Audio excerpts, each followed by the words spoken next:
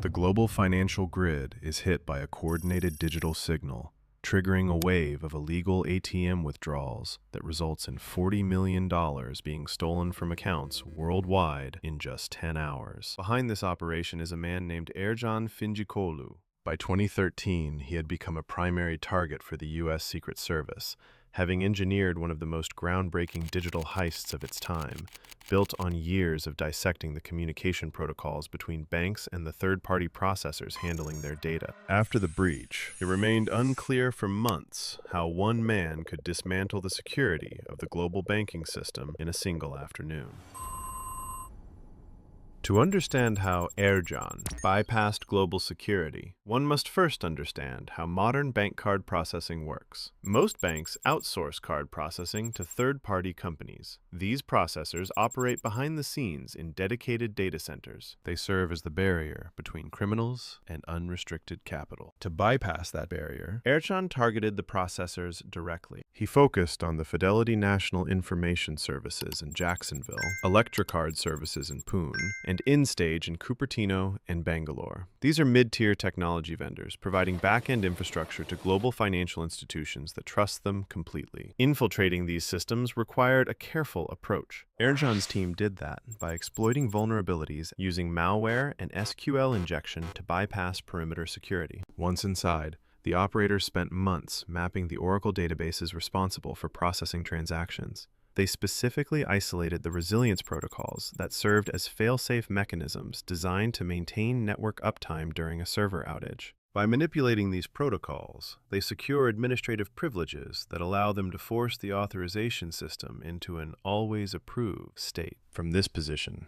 they initiate a two-stage exploitation. First, they extract account numbers and PINs for specific prepaid debit cards issued by Rack Bank and the Bank of Muscat. Second, they utilize their administrative access to delete withdrawal limits and artificially inflate account balances. This modification ensures that when the global withdrawals commence, the network clears every transaction, regardless of the actual funds available. It was at this point Ercan faced a problem. Translating this digital control into cash requires perfect synchronization between hundreds of people. Eventually, he figured out a way.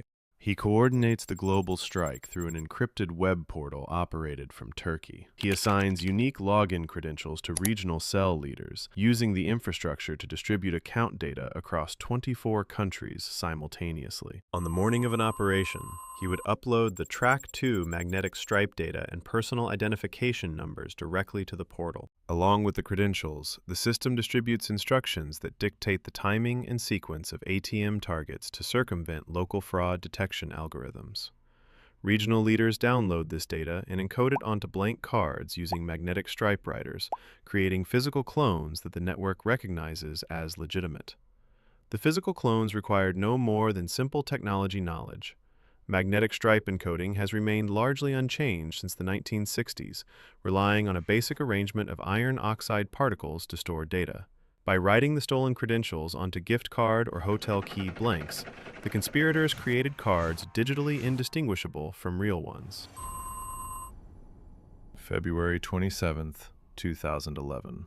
Caching crews across 18 countries compromise FIS, withdrawing $14 million through 15,000 ATM transactions in a matter of hours. Outside of law enforcement and the affected institutions, the breach remains undetected. Nearly 2 years later, on the 22nd of December 2012, Rock Bank is breached, losing $5 million across 20 countries via 4,500 transactions in a single day. By early 2013, Ercan narrows the operation to just 12 prepaid MasterCard accounts at Oman's Bank of Muscat. While 12 accounts typically lack the scale to threaten a national institution, the removal of every security ceiling provides all the leverage required for a global breach.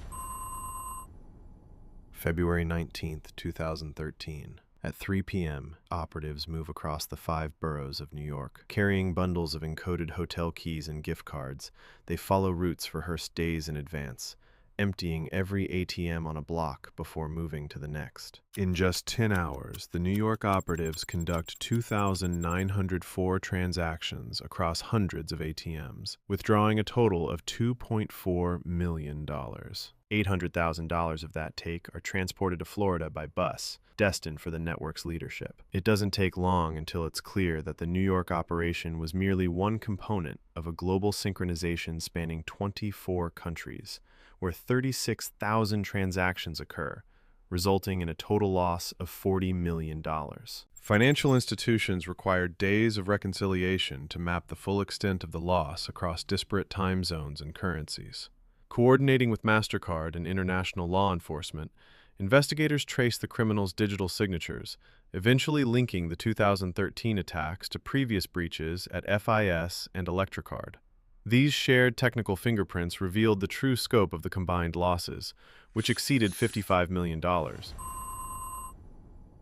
On May 9, 2013, the Eastern District of New York unseals an indictment charging 8 individuals, 7 of whom are taken into custody immediately.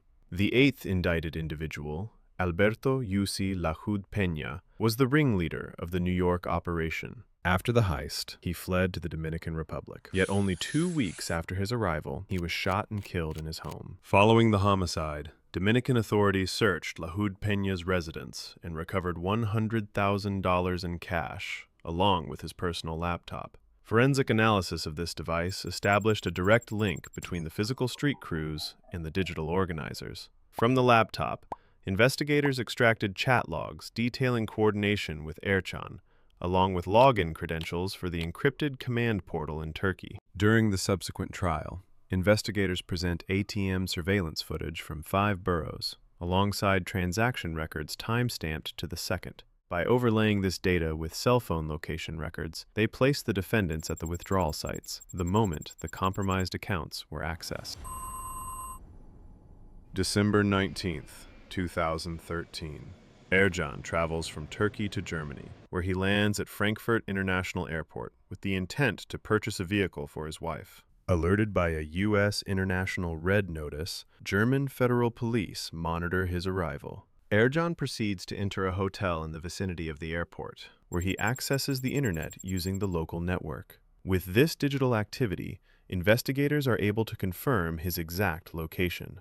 On December 19, 2013, federal officers arrest Ercan at the hotel, taking him into custody and seizing several electronic devices and a significant amount of currency. To secure his transfer, the U.S. Department of Justice submitted an extradition request detailing his offenses to the German government. That same request highlighted a conflict between the two justice systems. In the United States, Ercan faced 18 charges with a maximum sentence of 247 years. Under German law, their Supreme Court needs assurance that an extradited defendant will not face a disproportionate sentence. While the United States government and German courts negotiated these terms, Ercan remained in German custody for 18 months until the process concluded in June 2015, resulting in Ercan being extradited to the United States to face his trial. In March 2016, Ercan pleads guilty to 5 of the 18 counts and is sentenced to 8 years in American federal prison. After his release, he will be deported to Turkey, where he faces an additional sentence of 19.5 years. While the majority of the stolen funds were never recovered, the ATM heists, later referred to as unlimited operations, changed global financial security forever. By compromising third-party payment processors, a blind spot was exposed in the financial supply chain. In response, the industry made sure that all third-party vendors faced continuous security audits. The breach also prompted banks worldwide to abandon old-school withdrawal parameters. Instead, they implemented velocity monitoring, designed to instantly freeze accounts showing impossible geographic footprints, in cases like the heists where a single card was being used simultaneously in multiple countries. The final change influenced by the heist were the outdated magnetic stripes, as instead of those, EMV chip technology was globally adopted, making a heist at this scale almost impossible to replicate in the future. To this day, the heist remains a singular event in the history of cybercrime. Digital theft has since moved into the world of cryptocurrency and ransomware, focusing on other vulnerabilities in other systems, making the ATM heist the first and last of its kind. While Ercan's actions can't be justified in any way, it would still be dishonest to ignore that the operation became the reason your bank accounts remain shielded from similar attacks today, showing how quick the cyber world can adapt and develop from earlier mistakes.